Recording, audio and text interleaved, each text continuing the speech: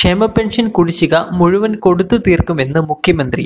സുരക്ഷാ പെൻഷൻ വർദ്ധിപ്പിക്കുമെന്നും ഉറപ്പു നൽകി. ക്ഷേമ പെൻഷൻ ആനുകൂല്യങ്ങൾ കുടിശ്ശിക ഉണ്ടെന്നും സമയബന്ധിതമായി കൊടുത്തു തീർക്കുമെന്നും മുഖ്യമന്ത്രി പിണറായി വിജയൻ നിയമസഭയിൽ അറിയിച്ചു. സാമൂഹ്യ സുരക്ഷാ പെൻഷൻ വർദ്ധിപ്പിക്കുവാൻ സർക്കാരിന് പദ്ധതിയുണ്ട് എന്നും മുഖ്യമന്ത്രി പറഞ്ഞു.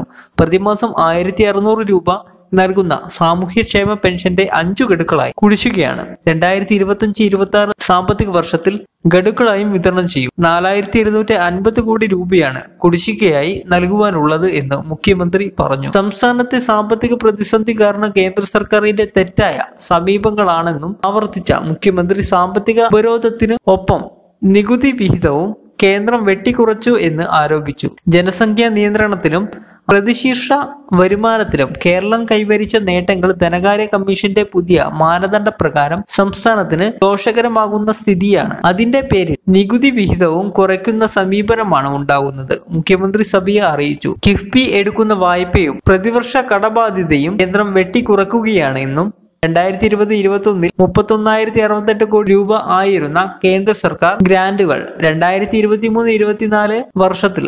12,068 കോടി രൂപയായി ചുരുക്കിയെന്നും മുഖ്യമന്ത്രി പറഞ്ഞു. മുഖ്യമന്ത്രി സഭയിൽ പറഞ്ഞ മറ്റു കാര്യങ്ങൾ നെല്ലു സംഭരണത്തിലെ കുടിശ്ശിക ഈ സാമ്പത്തിക വർഷം തന്നെ കൊടുത്തു തീർക്കും.